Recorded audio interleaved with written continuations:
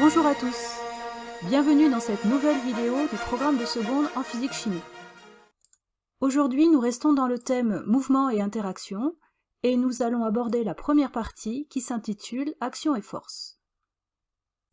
Avant toute chose, définissons ce qu'est une action. Et pour mieux comprendre, partons d'un exemple.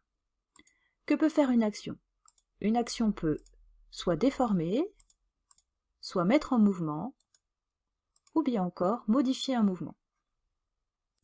Toutes ces actions peuvent être classées en deux grandes familles. Toutes ces actions peuvent être classées en deux grandes familles. Tout d'abord, la famille des actions de contact. On voit ici qu'il y a contact entre l'objet qui agit et l'objet qui subit. La seconde famille est la famille des actions à distance. On voit ici effectivement qu'il y a bien distance entre l'objet qui agit et l'objet qui subit. Maintenant que l'on vient de définir ce qu'est une action, il va être intéressant de savoir comment modéliser cette action. Avant tout, revenons sur un point que l'on a vu dans les vidéos précédentes. En effet, il est important de définir le système. Si l'on considère ici le système sac de boxe, il est plus simple de définir le système par une croix. C'est ce qu'on appelle le modèle du point matériel.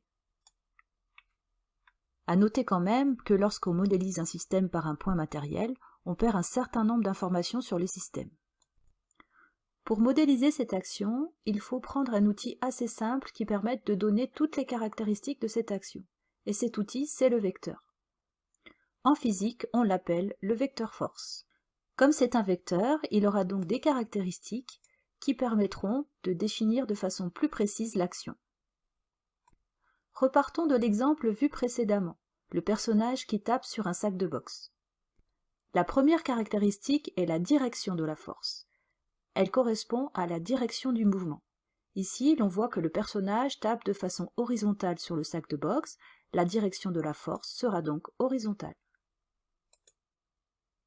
La seconde caractéristique correspond au sens du vecteur force. Le sens du vecteur force sera donc celui du mouvement.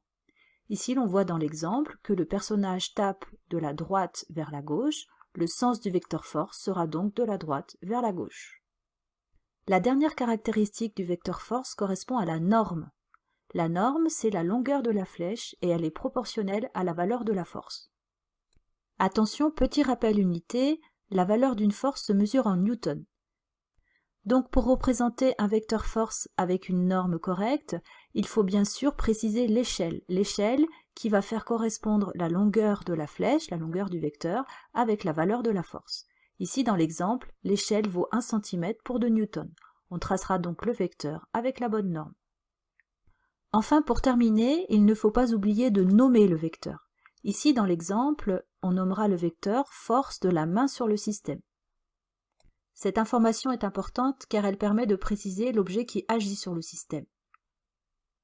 Une erreur à ne pas commettre est d'oublier la flèche sur le nom f de main sur système, car on est bien dans le cas d'un vecteur et non dans le cas d'une valeur.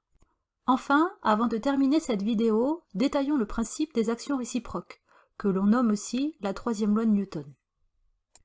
Si l'on part de la théorie, le principe dit que si un corps A exerce une force sur un corps B, alors ce corps B exerce la même force sur le corps A, mais de sens opposé.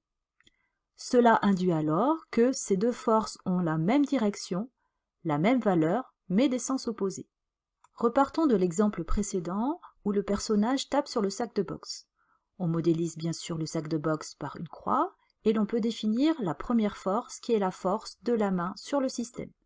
Elle est dirigée de la droite vers la gauche. Par le principe des actions réciproques, on pourra définir une autre force de même valeur, de même direction mais de sens opposé, qui sera la force du sac de boxe, c'est-à-dire du système, sur la main. On en déduit donc l'écriture vectorielle telle que force de la main sur le système égale à moins le vecteur force du système sur la main. Voilà, cette vidéo est maintenant terminée et si vous voulez en savoir plus sur les forces et notamment les différents types de forces, je vous donne rendez-vous dans une autre vidéo. À très bientôt!